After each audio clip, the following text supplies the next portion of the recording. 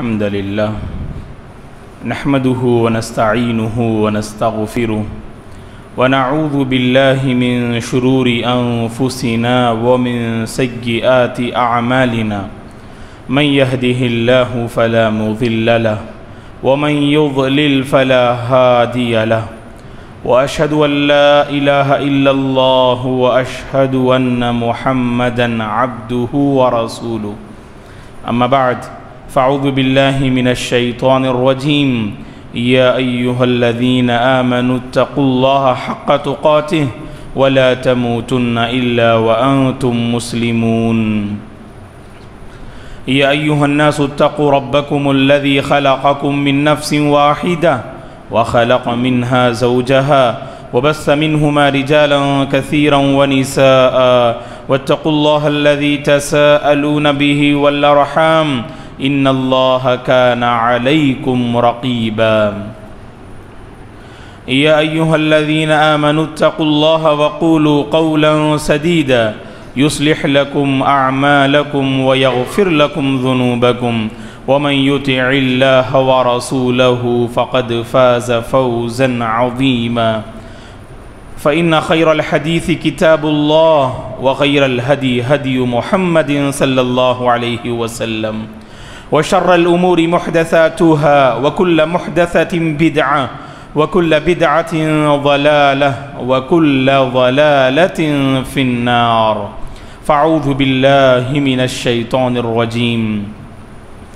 وَلَقَدْ خَلَقْنَا الْإِنسَانَ وَنَعْلَمُ مَا تُوَسْوِسُ بِهِ نَفْسُهُ وَنَحْنُ أَقْرَبُ إِلَيْهِ مِنْ حَبْلِ الْوَرِيدِ إِذْ يَتَلَقَّى الْمُتَلَقِّيَانِ عَنِ الْيَمِينِ وَعَنِ الشِّمَالِ قَعِيدٌ ما يلفظ من قول إلا لديه رقيب عتيد وجاءت سكرة الموت بالحق ذلك ما كنت منه تحيد ونفخ في الصور ذلك يوم الوعيد وجاءت كل نفس معها سائق وشهيد لقد كنت في غفلة من هذا فكشفنا عنك غطاءك فبصرك اليوم حديد وقال قرينه هذا ما لدي عتيد القيا في جهنم كل كفار عنيد مناع للخير معتد مريب الذي جعل مع الله إلها آخر فألقياه في العذاب الشديد قال قرينه ربنا ما أطغيته ولكن كان في ضلال بعيد قال لا تختصموا لدي وقد قدمت إليكم بالوعيد ما يبدل القول لدي وما أنا بظلام للعبيد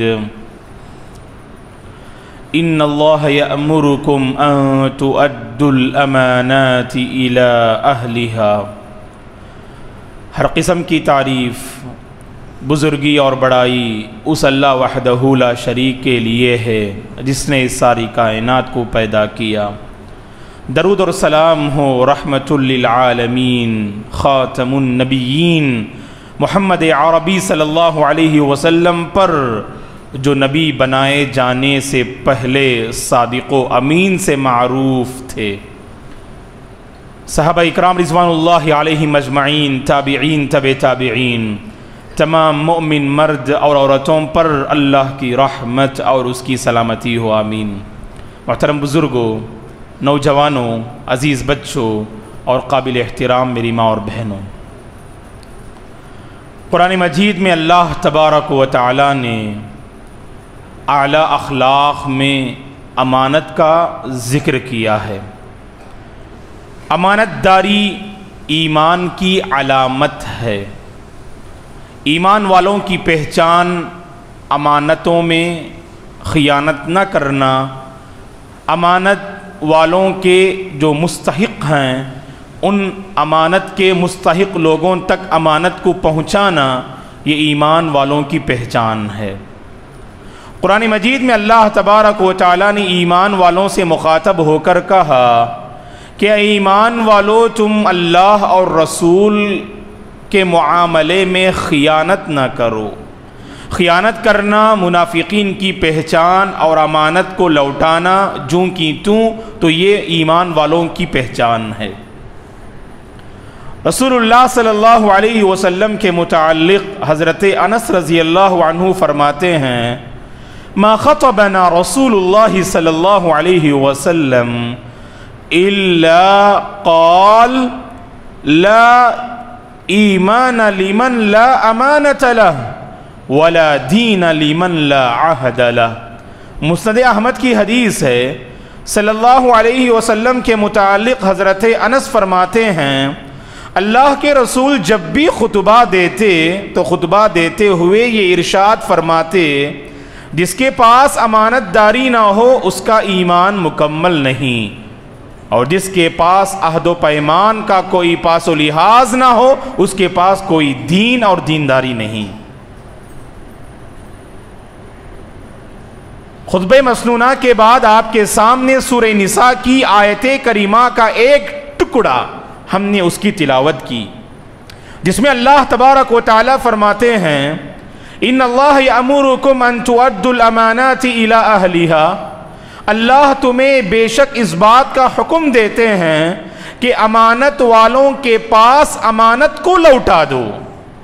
اس آیت کی تفسیر میں امام ابن کثیر رحمۃ اللہ علیہ فرماتے ہیں کہ عثمان بن طلحہ رضی اللہ تعالی عنہ جو صلح حدیبیہ کے موقع پر اسلام قبول کرتے ہیں، آپ کے خاندان والے کعبۃ اللہ کی چابیاں اور کعبۃ اللہ کی دیکھ بھال اور اس کی ذمہ داری کو نبھا رہے تھے، اور اللہ کے نبی صلی اللہ علیہ وسلم فتح مکہ کے موقع پر سن 8 ہجری میں جب مکہ میں داخل ہوتے ہیں، کعبۃ اللہ کا طواف کرتے ہیں، اور کعبۃ اللہ کے طواف سے فارغ ہونے کے بعد جب اللہ کے نبی پر یہ آیت کریمہ نازل ہوتی ہے ان اللہ یأمرکم ان تؤدوا الامانات الی اہلہا، اللہ تمہیں اس بات کا تاکید کے ساتھ حکم دیتے ہیں کہ امانت والوں کو امانت دے دیا کرو، اللہ کے نبی نے حضرت عثمان بن طلحہ کو طلب کیا، اور عثمان بن طلحہ رضی اللہ عنہ کو آپ نے بلایا، اور بلا کر چابیاں آپ نے کعبۃ اللہ کی چابیاں،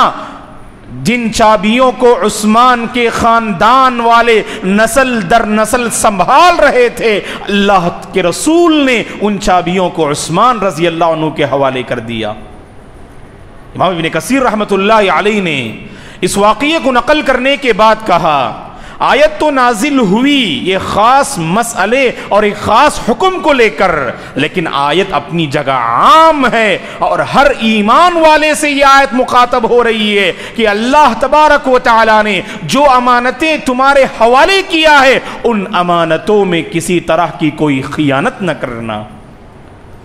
مشہور مفسر امام قرطبی رحمۃ اللہ علیہ نے اپنی تفسیر میں ذکر کیا یہ آیت ان آیتوں میں سے ہے جو قرآن مجید کی جامع ترین ایک آیت ہے، اور اس آیت کے اندر اللہ نے پورے دین اور پوری شریعت کو اللہ نے ذکر کر دیا۔ مختصر سے اس حکم میں، پیغام میں اللہ نے پورے دین اور پوری شریعت کو شامل کر دیا۔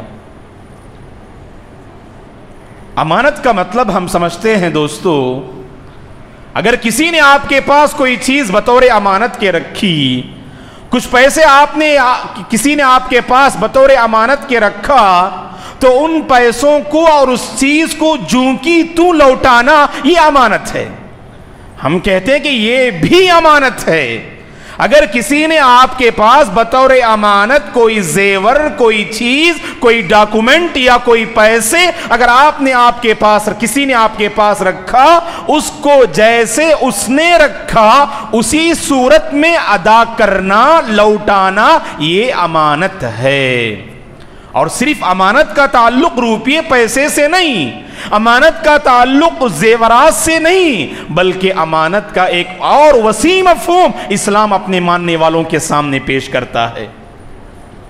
اس اعتبار سے اگر ہم دیکھیں، عالم کے پاس علم امانت ہے، عالم کے پاس علم امانت ہے، ہر عالم کی یہ ذمہ داری ہے اللہ تبارک و تعالی نے جو علم نافع اور صحیح علم سے جو اللہ نے اس کو مالا مال کیا، اس علم کی خوشبو سے پورے معاشرے کو معطر کرے اور ہر فرد کو اپنے علم سے فائدہ پہنچانے کی کوشش کرے۔ خود اس پہ عمل پیرا ہو اور دوسروں کو بھی اپنے علم کے مطابق دعوت دینے کی ہر ممکن کوشش ہر عالم دین کو کرنا چاہیے، ورنہ حشر کی عدالت میں علماء کی باس پرس ہوگی، علماء کا محاسبہ ہوگا، کیونکہ علماء کے پاس علم امانت ہے۔ دوستو خود عمل کریں اور جس بات کا حکم دیتے ہیں اپنی زندگی میں ہر عالم دین کو ان باتوں پر عمل پیرا ہونا چاہیے۔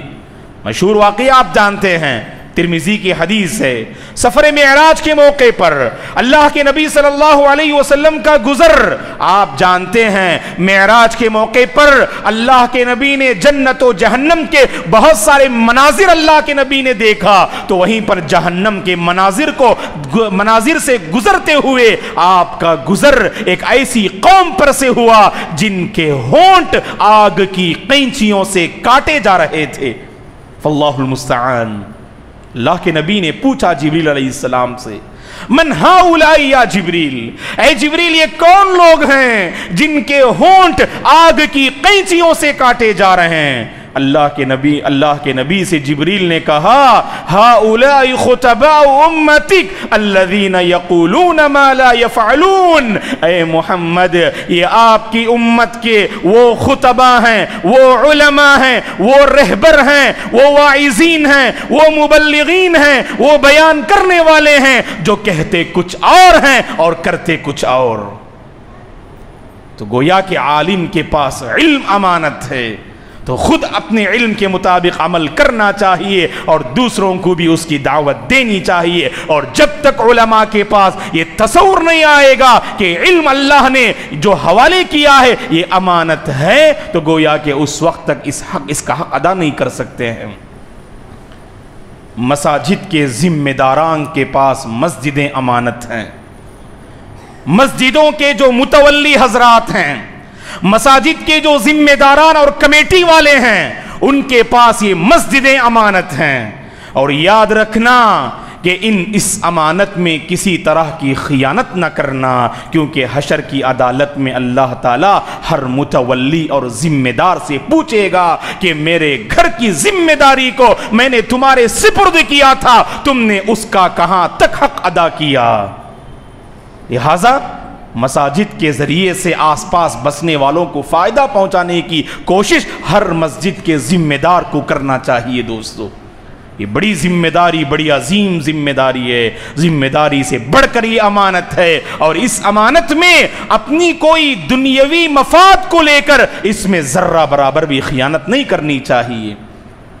اساتذہ اور ٹیچرز کے پاس بچے امانت ہیں، اسٹوڈنٹس اساتذہ کے پاس امانت ہیں، لہٰذا اساتذہ اور ٹیچرز کی یہ ذمہ داری ہے کہ وہ اپنے اسٹوڈنٹس کو کے فیوچر کو بنانے کی فکر کرنی چاہیے، ان کے اوقات کو برباد نہیں کرنا چاہیے۔ اگر کوئی استاد کلاس میں جا کر اپنے طلباء کے اوقات کو اگر برباد کرتا ہے، سبجیکٹ کا حق ادا نہیں کرتا ہے، بچوں کی ذہن سازی نہیں کرتا ہے اور بچوں کے فیوچر کو بنانے کے فکر نہیں کرتا ہے، تو گویا کہ وہ استاذ خائن ہے اور اس استاذ نے اپنی ذمہ داری کو ادا کرنے میں خیانت کی۔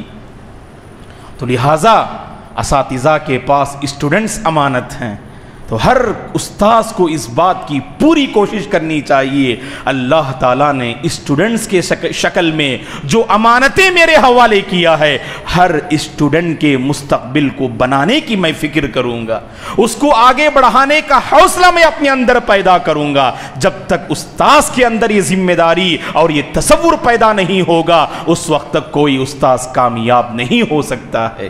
اسی طرح بچوں کے پاس، اسٹوڈنٹس کے پاس جس درسگاہ میں وہ پڑھتے ہیں، مدرسہ میں ہوں یا کالجز میں ہوں یا اسکول میں ہوں، جہاں وہ پڑھتے ہیں وہ درسگاہ اور کتابیں اور اساتذہ ان بچوں کے پاس امانت ہیں۔ لہذا کتابوں کا حق ادا کرنا، ہمہ تن اور ہمہ وقت کوشش کرنا اپنے نالج کو بڑھانے کے لیے، اساتذہ کی قدر کرنا اور درسگاہ کا احترام کرنا، کتابوں کی عزت کرنا، یہ ہر اسٹوڈنٹ کی ذمہ داری ہے۔ وہ اسٹوڈنٹ خیانت کرتا ہے جو اسٹوڈنٹ پڑھائی کے اوقات میں کھیل اور کود میں مشغول ہو، اور گویا کہ وہ اس کے ذریعے سے اپنے فیوچر کو تباہ و برباد کر رہا ہے دوستو۔ یہ تصور ہر اسٹوڈنٹ کے اندر آنا چاہیے کہ اللہ تعالیٰ نے اس درسگاہ کو میرے حوالے کیا ہے، میں کسی طرح کی خیانت نہیں کروں گا۔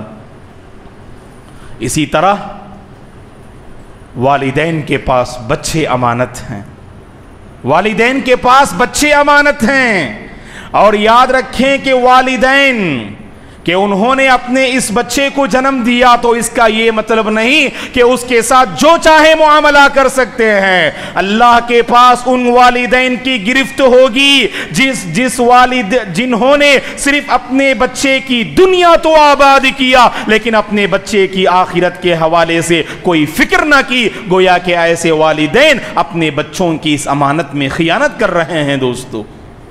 تربیت پہ توجہ دیں، تربیت بہت بڑی قیمتی چیز ہے۔ والدین اپنے بچوں کے حق میں جو سب سے قیمتی تحفہ جو پیش کر سکتے ہیں وہ اچھی تربیت ہے، ان کے فیوچر کو بنانا ہے، اور سب سے زیادہ ان کی آخرت کو بنانے کی فکر والدین کے پاس ہونی چاہیے۔ کیونکہ ہم جانتے ہیں اساتذہ محنت کرتے ہیں، ٹیچرز محنت کرتے ہیں، بچوں کو آگے بڑھانے کے لیے ہر ممکن اچھے طریقے کو اختیار کرتے ہیں، لیکن گھر کا ماحول اگر ساتھ نہ دے، والدین نے اگر ساتھ نہ دیا تو بتائیے کہ بچے کا فیوچر کیسے وہ روشن کر سکتے ہیں، اور آگے چل کر یہ بچہ قوم و ملت کے حق میں کیسے مفید ثابت ہو سکتا ہے بتائیے۔ اسی لیے والدین یہ تصور کریں کہ بچے امانت ہیں، اور اس امانت میں کسی طرح کی کوئی خیانت نہیں کرنی چاہیے۔ آگے بڑھ کر ہم دیکھتے ہیں امانت کا جو مفہوم اسلام نے پیش کیا، تو اس معاملے میں اگر ہم دیکھیں ابھی جو معاملہ چل رہا ہے، اللہ تبارک و تعالی خیر کا جو ہے معاملہ فرمائے، خاص کر مسلم خواتین کے حق میں۔ حجاب، پردہ عورت کے پاس امانت ہے دوستو۔ حجاب کو آپ عورت کا حق کہیے، اللہ تبارک و تعالیٰ کی تعلیم اور اس کا حکم کہیے۔ عورت کی عزت پردے سے ہوتی ہے، عورت کی پہچان پردے سے ہوتی ہے، عورت کی عزت و آبرو کی حفاظت پردے سے ممکن ہے۔ یہ ساری باتیں ہم تسلیم کرتے ہیں، لیکن اس سے کہیں زیادہ یاد رکھیں مسلم خواتین، اللہ تبارک و تعالیٰ نے تمہیں حجاب میں رہنے کا حکم دیا، گویا کہ حجاب میں رہنا یہ تمہاری امانت داری ہے۔ اگر کوئی عورت حجاب کو تار تار کر کے بازار کی زینت بنتی ہے اور لوگوں کی نگاہوں کی زینت بنتی ہے تو یاد رکھیں وہ عورت اس پردے کے معاملے میں خیانت کرتی ہے۔ تو خواتین کو اس معاملے میں سوچنا چاہیے کہ اللہ کا حکم ہے اور سب سے بڑھ کر یہ امانت ہے، اور کسی بھی طرح اس امانت میں میں خیانت نہ کروں، ہر عورت کو یہ تہیہ کرنا چاہیے دوستو۔ تبھی چل کر معاشرے میں بھلائیاں عام ہوں گی اور برائیوں کا خاتمہ ہو سکتا ہے۔ اس سوسائٹی کو دیکھیے جس سوسائٹی کی خواتین بے پردہ ہوں، وہاں کتنی برائیاں جنم لیتی ہیں۔ وہیں پر اس سوسائٹی پہ غور کیجئے جس سوسائٹی کی خواتین پردے کی پابند ہوں، وہاں نوجوانوں کی عزت بھی محفوظ رہتی ہے، ان کی نگاہیں بھی محفوظ رہتی ہیں، ان کی سوچ بھی محفوظ رہتی ہے، اور ہماری اپنی مسلم بچیوں کی عزت و آبرو بھی محفوظ رہتی ہے۔ تو لہٰذا یہ اسی وقت ممکن ہے جب عورت پردے کو امانت سمجھے۔ اس لیے کہ بعض خواتین بستی میں رہتے ہوئے تو امانت سمجھتی ہیں، بستی سے باہر نکلتی ہیں تو یہ تصور کرتی ہیں کہ ہمارا اپنا کوئی جان پہچان کا تو یا نہیں، لہذا وہاں پردے کے معاملے میں بالکل کمزور نظر آتی ہیں۔ کہا کہ نہیں، مسلم خاتون کی یہ پہچان نہیں کہ اپنے علاقے میں رہتے ہوئے پردے کی پابندی، اور جب اپنے علاقے سے دور چلے جائیں وہاں پر پردے کا کوئی پاس و لحاظ نہیں۔ تو گویا کہ بستی میں رہتے ہوئے اس عورت نے اس امانت کا حق تو ادا کیا، لیکن بستی سے جب باہر نکلی، جب اس کے ذہن میں یہ خیال آیا کہ ہمارے اپنے پہچان کے تو یہاں کوئی فرد نہیں، لہذا اس نے حجاب کو نکال دیا، تو اس معاملے میں اس عورت نے خیانت کی دوستو۔ تو پردہ بھی ایک امانت ہے، لہٰذا ہر عورت کو چاہیے کہ اپنی بساط کے مطابق اور اپنی طاقت کے مطابق اس امانت کا حق ادا کرے، اور کہیں بھی یاد رکھیں اس معاملے میں وہ اللہ کا خوف اختیار کریں، اور اگر موقع بھی آئے تو اس معاملے میں جب تک عورت کے اندر یہ تصور پیدا نہیں ہوگا کہ اللہ کے پاس مجھے اس حوالے سے جواب دینا ہے، تو اس وقت تک اس کے اندر بہتری نہیں آ سکتی ہے۔ اور اسی طرح سے امانت کے مفہوم کو اگر ہم دیکھیں، خود ہماری اپنی بستی اور آس پاس کے علاقوں میں الیکشن ہوا، اور الیکشن کا رزلٹ بھی چند دنوں پہلے آیا، اور بڑی خوشی کی بات ہے کہ پرنمبٹ کے بہت سارے افراد کونسلر کی حیثیت سے نامزد ہوئے اور ان کے نام منتخب ہوئے۔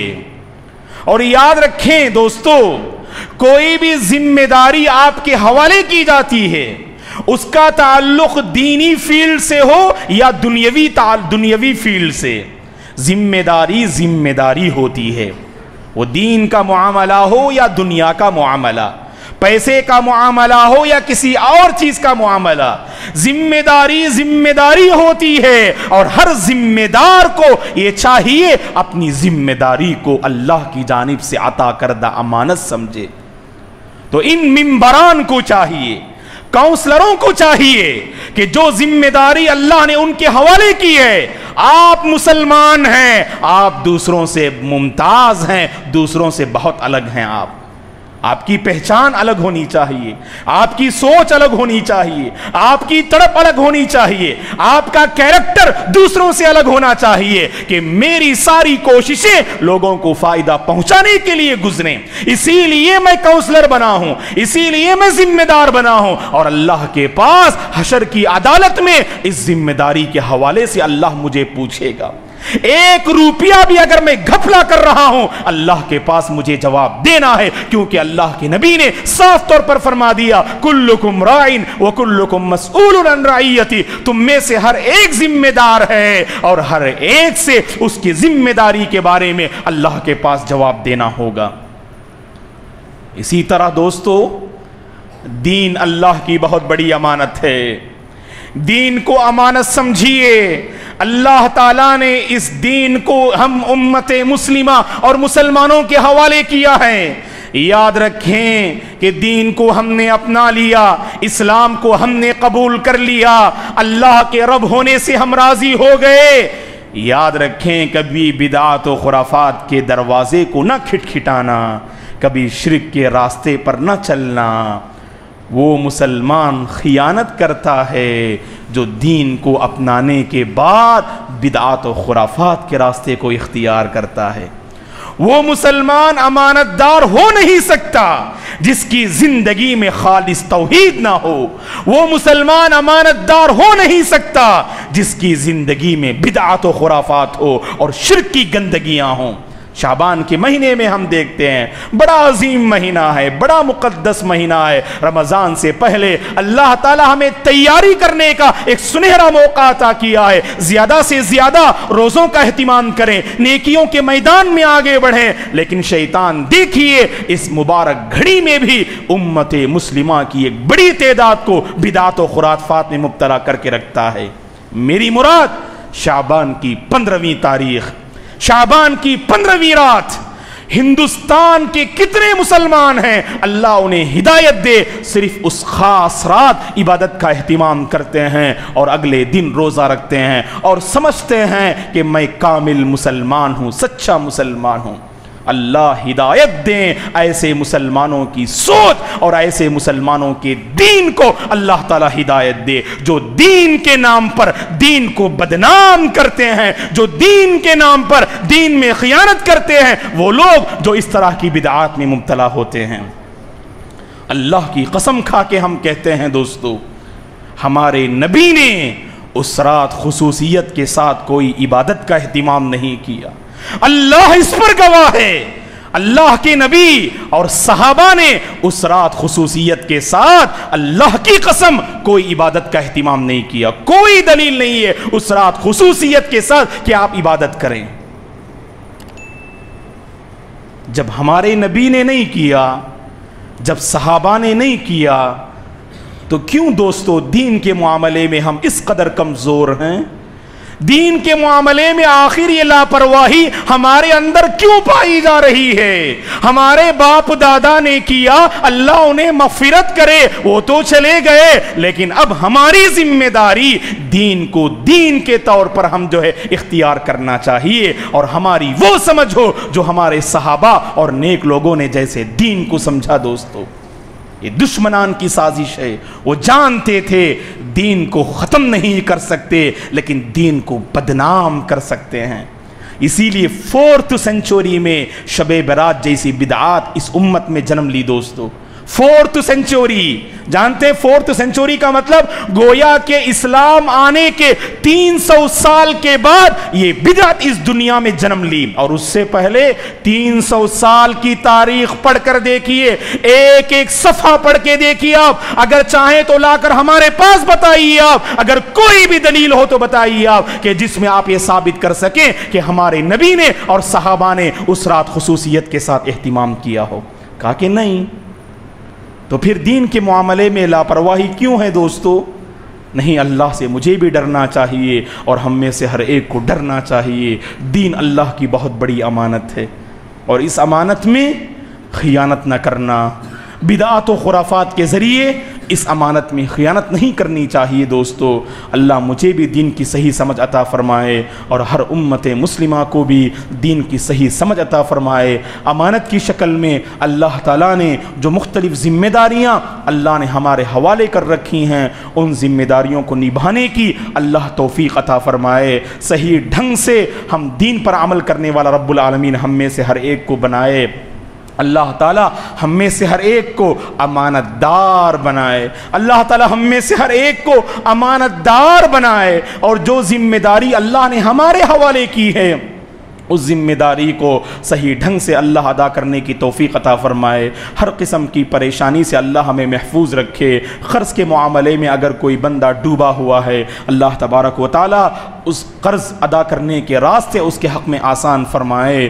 مختلف پریشانیاں اور مختلف زندگی کی الجھنوں میں بہت سارے لوگ مبتلا ہیں، اللہ تعالیٰ زندگی کی ہر الجھن، زندگی کی ہر پریشانی سے اللہ تعالیٰ ہمیں محفوظ رکھے۔ پرامن زندگی اللہ ہمیں نصیب فرمائے، پرسکون زندگی اللہ ہمیں نصیب فرمائے۔ ہر قسم کی بیماری، ہر قسم کی وبا، ہر قسم کی سازش سے اللہ تعالیٰ پوری امت مسلمہ کی حفاظت فرمائے۔ تقوی والی زندگی اللہ ہمیں نصیب فرمائے، ایمان والی زندگی اللہ ہمیں نصیب فرمائے، امانت والی زندگی، امانت والی زندگی، امانت والی زندگی اللہ تعالیٰ ہم میں سے ہر ایک کو نصیب فرمائے۔ جب تک اس دنیا میں باقی رکھے اللہ تعالیٰ امانت پر اللہ ہمیں باقی رکھے، امانت کا پاس و لحاظ کرنے والا اللہ ہمیں بنائے۔ جب ہمارا خاتمہ ہو اللہ تعالیٰ خاتمہ بالخیر نصیب فرمائے۔ اقول قولی ھذا واستغفر اللہ لی ولکم ولسائر المسلمین من کل ذنب فاستغفروہ انہ هو الغفور الرحیم۔ ان الحمد للہ نحمده ونستعینه ونستغفره ونعوذ بالله من شرور أنفسنا ومن سيئات أعمالنا، من يهده الله فلا مضل له ومن يضلل فلا هادي له، وأشهد أن لا إله إلا الله وأشهد أن محمدا عبده ورسوله. أما بعد فأعوذ بالله من الشيطان الرجيم. إن الله وملائكته يصلون على النبي يا أيها الذين آمنوا صلوا عليه وسلموا تسليما. اللهم صل على محمد وعلى آل محمد كما صليت على إبراهيم وعلى آل إبراهيم إنك حميد مجيد. اللهم بارك على محمد وعلى آل محمد كما باركت على إبراهيم وعلى آل إبراهيم إنك حميد مجيد. اللهم بارك على محمد وعلى آل محمد كما باركت على إبراهيم وعلى آل إبراهيم إنك حميد مجيد. اللهم أعز الإسلام والمسلمين وأذل الشرك والمشركين. اللهم انصر الإسلام والمسلمين. اللهم احفظ الإسلام والمسلمين. اللهم احفظ الإسلام والمسلمين. ربنا لا تزغ قلوبنا بعد إذ هديتنا وهب لنا من لدنك رحمة إنك أنت الوهاب. ربنا لا تزغ قلوبنا بعد إذ هديتنا وهب لنا من لدنك رحمة إنك أنت الوهاب. اللهم إنا نسألك علما نافعا ورزقا طيبا وشفاء من كل داء وعملا متقبلا. اللهم أرنا الحق حقا وارزقنا اتباعه وأرنا الباطل باطلا وارزقنا اجتنابه. اللهم اشف مرضانا ومرضى المسلمين، اللهم ارحم موتانا وموتى المسلمين. اللهم إنا نسألك الهدى والتقى والعفاف والغنى. عباد الله، رحمني ورحمكم الله، فاعوذ بالله من الشيطان الرجيم. إن الله يأمر بالعدل والإحسان وإيتاء ذي القربى وينهى عن الفحشاء والمنكر والبغي يعظكم لعلكم تذكرون. اذكروا الله العظيم يذكركم، ولذكر الله تعالى أكبر، والله يعلم ما تصنعون.